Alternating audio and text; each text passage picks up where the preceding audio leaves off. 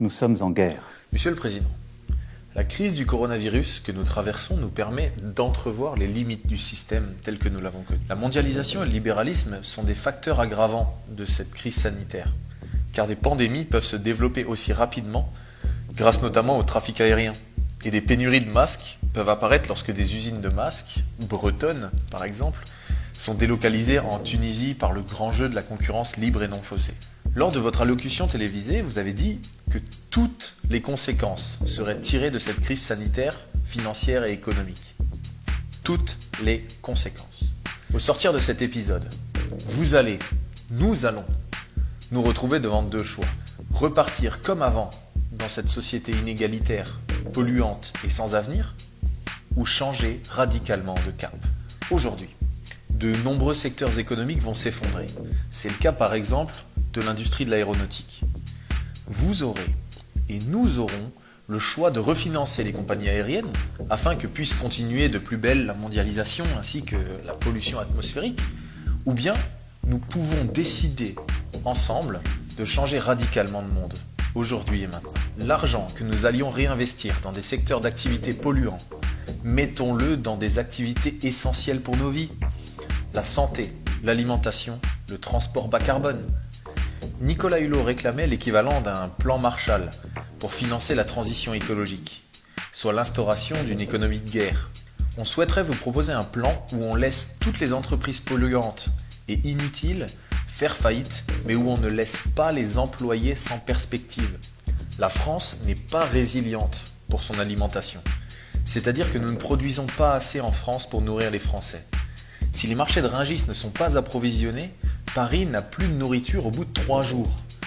Il nous faut reprendre pied dans un secteur aussi stratégique que notre alimentation. On vous propose donc d'utiliser l'argent que vous auriez investi pour relancer l'industrie de l'aéronautique dans le financement de micro-fermes partout sur le territoire, permettant l'approvisionnement en légumes bio de toutes les villes et villages.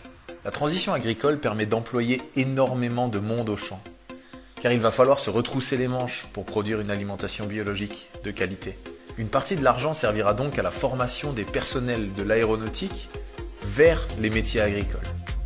L'association Ferme d'Avenir a réussi l'installation d'une ferme permaculturelle sur un ancien aérodrome, prouvant que c'est possible. Il serait sans doute possible de garder certains avions pour les transports long courriers indispensables, mais on a aussi quelque chose à vous proposer de nettement moins polluant et de beaucoup plus poétique, le transport à la voile.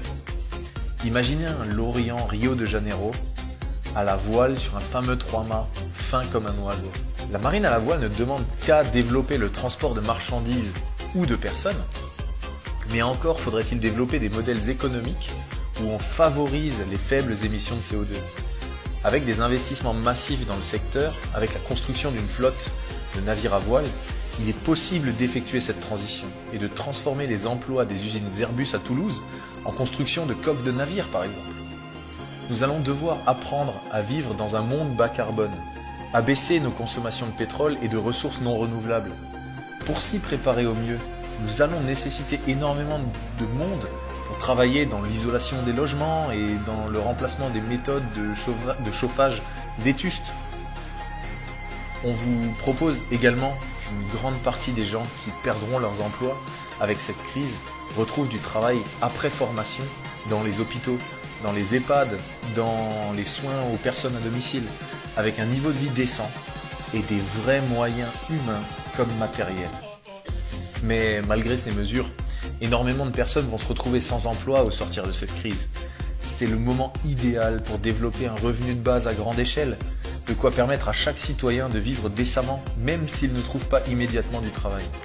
Des initiatives telles que la June permettent une monnaie avec revenu de base intégré. C'est le moment idéal pour développer une monnaie nationale, complémentaire à l'euro, et dans laquelle chaque Français pourrait avoir un revenu de base permettant une vie décente. Vous l'aurez compris, vous êtes devant deux choix. L'un est dans la continuation du statu quo, n'engage aucune audace, aucune forme de changement profond, aucun leadership transformateur. Le plan que nous vous proposons, en revanche, permettrait une transition écologique planifiée, ne laissant personne sur le bord de la route et transformant durablement notre monde pour le mieux et le durable, faisant de la France et des Français des pionniers du Nouveau Monde. Les accords de la COP21 étaient considérés comme perdus par la majorité des experts du climat, car cela impliquait une baisse des émissions de 4% par an, donc globalement une baisse du PIB de 4% par an. Cette crise du coronavirus et la récession qui va lui succéder vont faire perdre, selon les estimations, entre 10 et 20% du PIB mondial. C'est une catastrophe économique certes, mais c'est aussi le rattrapage de notre retard sur les accords de la COP21. Ce virus et notre réaction nous laissent une chance de sauver le climat. Je vous propose quelque chose.